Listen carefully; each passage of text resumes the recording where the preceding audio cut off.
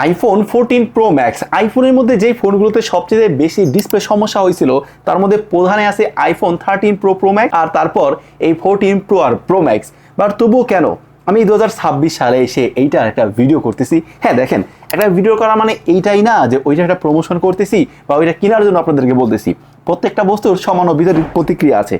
এখন এইটার অনেক বিপরীত প্রতিক্রিয়া যেটা আমাদের ইউজার এক্সপিরিয়েন্সে লক্ষ্য করেছি, এইটার বেশ কিছু নেগেটিভ সাইড আছে যেটা আমরা লক্ষ্য করেছি। আর এইটা যেহেতু আজ থেকে আরো 3 বছর আগে রিলিজ হয়েছে, এর মধ্যে আইফোন 14 প্রো ম্যাক্স ব্যাপারে আমাদের কাছে যা যা তথ্য আছে সমস্ত কিছু এই ভিডিওতে আমি ক্লিয়ার করে দিব। তাহলে আপনারাও এই 14 প্রো ম্যাক্স ব্যাপারে একটা ফাইনাল ক্লিয়ার তো পাবেন, আর পাশাপাশি এই 2026 সালে এসে এইটা আপনার জন্য কেনা যুক্তিগত বলে কতটুকু তারও একটা সিদ্ধান্ত নিয়ে নিতে পারবেন।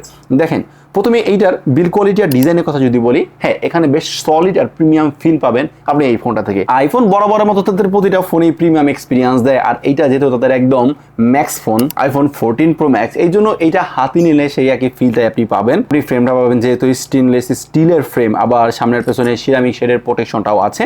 হাতে ধরলে একটা অন্যরকম ব্যাপার স্যাপার আসে। এছাড়াও পেছনের দিকে আপনি 3টা ক্যামেরা পাচ্ছেন, আর সামনে আছে হচ্ছে 6.7 ইঞ্চের একটা ওলেড প্যানেল। তারা আদর করে বলে যে super retina XDR OLED panel. তো যাই হোক, আইফোন আপনার হাতে নিলে ভালো লাগবে। এইটার বিল কোয়ালিটির জায়গায় বেশ ভালো ডিজাইন, আর বিল কোয়ালিটি আমি এতটাও খারাপ বলবো না, কারণ তারা এই 17 সিরিজে সে তো মাত্র একটু ডিজাইনের পরিবর্তন করছে, এটাকে আসলে দেখে অতটাও পুরান ফিল হয় না। তবে তবে তবে আমি কি বলেছিলাম, যে আইফোন 14 প্রো ম্যাক্সের সবচেয়ে বড় নেগেটিভ সাইডই হচ্ছে এইটার ডিসপ্লে জনিত সমস্যা বা ডিসপ্লের প্রবলেম। তো এইটা নিয়ে আমি কথাবার্তা একটু আগে শেষ করি। দেখেন ভাই, আমি সোজা কথা বলবো, আপনার যদি এই ভিডিও দেখে শেখে মনে হয় যে না আমি একটা আইফোন 14 প্রো ম্যাক্স কিনবই, তবে সর্বপ্রথম আপনি ফোন কেনার সময় যার কাছ থেকে ফোনটা কিনতেছেন, হোক সেটা দোকানদার বা কোনো একটা সেলার, কোনো ব্যক্তির কাছ থেকে আপনি ডিসপ্লে গ্যারান্টিটা নেন, তারপর আপনি এই ফোন কেনার সিদ্ধান্ত নেন। তবে আমার মনে হয় না এই ভিডিওটা কমপ্লিট করলে আপনি এইটা কেনার ব্যাপারে আসলে উদ্বুদ্ধ হবেন। তো কেন সেটা ভিডিওটা কন্টিনিউ করেন বুঝতেই পারবেন। এখানে আইফোন 14 প্রো ম্যাক্সের দামের ব্যাপারটা যদি ক্লিয়ার করি, এইটা আপনি বর্তমান সময় বা 14 প্রো ম্যাক্স ইউজ মার্কেট বাজারে 70,000 টাকার আশেপাশে কম বেশি পেয়ে যাবেন। তবে আইফোনের ইউজড ফোনগুলো বেসিক্যালি যেহেতু একদম ইউনিট টু ইউনিট এটার প্রাইস একদম সিলেক্ট হয় বা ফিক্সড হয়, এই জন্য আমাদের হাতে যেইটা আছে এইটার হচ্ছে 84% ব্যাটারি হেলথ আছে এই কন্ডিশনে, আর ফ্রেশ টেস্ট তো আছে। এটা একদম নতুন কিনছিল, তাদের কাছ থেকে আমরা পারচেস করছি। এই ফোনটা কিনতে গেলে অবশ্যই আপনার ডিসপ্লের জায়গায় একটা সিকিউরিটি নিতেই হবে, কারণ আইফোন 14 প্রো আর প্রো ম্যাক্স বা 13 প্রো ম্যাক্স ওই ফোনগুলো বেসিক্যালি হয় কি 2 বছর পরে গিয়ে আমি দেখেছি বা একটা সার্টেন টাইম পরে এসে ওই ফোনের ডিসপ্লে সমস্যা হয়েছে। তো ওই জায়গা থেকে আপনি যখন একটা ফোন কিনতে যাবেন, হয়তো ওই ফোনটা সে 1-1.5 বছর ইউজ করছে বা 2 বছর ইউজ করছে, তারপরে তো আপনি ওই ফোনটা কিনবেন, তাই না? আজ থেকে 14 প্রো ম্যাক্স এটা কিন্তু 3 বছর আগে রিলিজ হয়েছে। তো এখন কিনতে গেলে আনুষঙ্গিক হিসেব অনুযায়ী বলা যায় যে এই ফোনটা হয়তো 2 থেকে 3 বছর ইউজই হয়েছে, তাই না? যদি ওই সময় কেউ কিনে থাকে, তো আলটিমেটলি হিসাব করলে দাঁড়ায় যে এটা কিন্তু এখন গ্রিন লাইন পড়ে যাওয়ার সম্ভাবনা আছে বা ডিসপ্লেটা চলে যাওয়ার সম্ভাবনা আছে। তো এই জন্য আপনার এদিকে সিকিউরিটি হতে হবে যে আপনি যেখান থেকে ফোন কিনেন না কেন, ডিসপ্লের জায়গায় একটা সিকিউরিটি আপনার নিয়ে তারপর ফোন কিনতে হবে। আমি দেখেছি বর্তমানে বাংলাদেশে কিছু শপ আছে তারা ডিসপ্লের একটা ওয়ারেন্টি দেয়, তার ফলে ওই যে 5% টাকা বাড়তি দিলে একটা ফোনের যা দাম তার থেকে 5% টাকা আপনি যদি বাড়তি দেন, তাহলে ওই ফোনটার মধ্যে 1 বছরে যদি কোনো সমস্যা হয়, ডিসপ্লে জনিত কোনো সমস্যা হয়, মানে ডিসপ্লে যদি নষ্ট হয়ে যায়, তারা চেঞ্জ করে নতুন ডিসপ্লে আপনাকে লাগিয়ে দিবে। তখন আর কোনো পেমেন্ট দিতে হবে না বা তখন আর কিছু করতে হবে না। তো এই জন্য শর্ত হচ্ছে ফোনটা কেনার সময় আপনার বাড়তি সিকিউরিটির জন্য 5% টাকা এক্সট্রা ভাবে তাদের পে করতে হচ্ছে। যারা মূলত আইফোন 13 প্রো বা প্রো ম্যাক্স, 14 প্রো বা প্রো ম্যাক্স এই মডেলগুলো যারা কিনতে যাচ্ছেন, তারা অন্তত এরকম 5% টাকা বাড়তি দিয়ে তারপর ফোনটা কিনেন, তাহলে দেখা গেছে ডিসপ্লের বিষয়ে একটু আপনি নিশ্চিন্ত থাকতে পারবেন।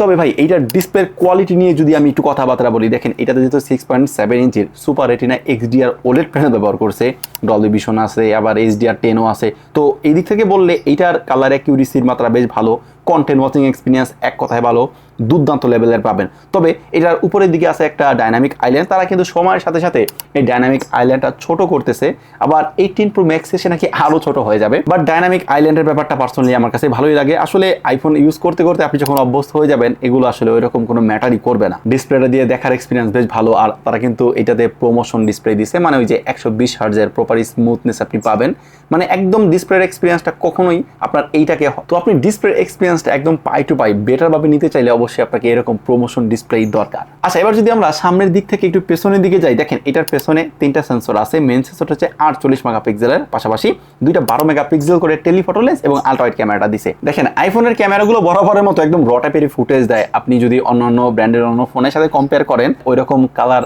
পপ আপ করবে, টুইপ করবে, ওইরকম কোনো কিছুই না। তবে হ্যাঁ, আইফোনের বেশ কিছু ফিচার আছে, তাদের বিল্ট ইন যে এডিটিং সফটওয়্যারগুলো আছে বা এডিটিং ফিচারগুলো আছে, এগুলো এডিট করে আপনি মোটামুটি আপনার মনের মতো ছবি সাজিয়ে নিতে পারবেন। আর পার্সোনালি আমার কাছে র টাইপের ফুটেজই ভালো লাগে, যাতে আমি নিজের মতো করে একটু এডিট করতে পারি। আবার পাশাপাশি আপনি আইফোনে কিন্তু ওই যে ভিভিড মোডটাও পাচ্ছেন। যদি আপনার ভিভিড মোডটা ভালো লাগে তাহলে আপনি একদম 1 পয়েন্টে ছবি তুলে 1 পয়েন্টে ক্যাপশন দিয়ে দিলেন, আপনার ফেসবুকে আপলোড দিয়ে দিলেন, এই ব্যাপারটাও আছে তাদের ভিভিড মোডটা থাকার কারণে। তো ডিটেলসের পরিমাণ বেশ ভালো মেইন ক্যামেরাতে, পাশাপাশি আল্ট্রা ওয়াইড ক্যামেরাটাও বেশ ভালো পরিমাণ ওয়াইড অ্যাঙ্গেল ভিউ নেয়। কালারের শিফট আমি মেইন ক্যামেরা থেকে যখন আল্ট্রা ওয়াইড ক্যামেরায় তুলনা করতেছিলাম তেমন কোনো পার্থক্য পাই নাই। তবে আইফোন 14 প্রো ম্যাক্সের একটা বিষয় পার্সোনালি আমার কাছে একটু বেশি ভালো লাগে, সেটা হচ্ছে এটাতে আছে টেলিফটো লেন্স। এটা 3x অপটিক্যালি জুম করতে পারে। তার ফলে হয় কি, দেখেন আপনি যখন এটা দিয়ে পোর্ট্রেট ফটোগ্রাফি করবেন, মোটামুটি ক্যামেরার মতো আপনি আউটপুট আনতে পারবেন। তারা আইফোন 15 প্রো ম্যাক্স বা 16 প্রো ম্যাক্সে তারা কি করছে, ওই যে 5x অপটিক্যালি জুম দিয়ে দিছে।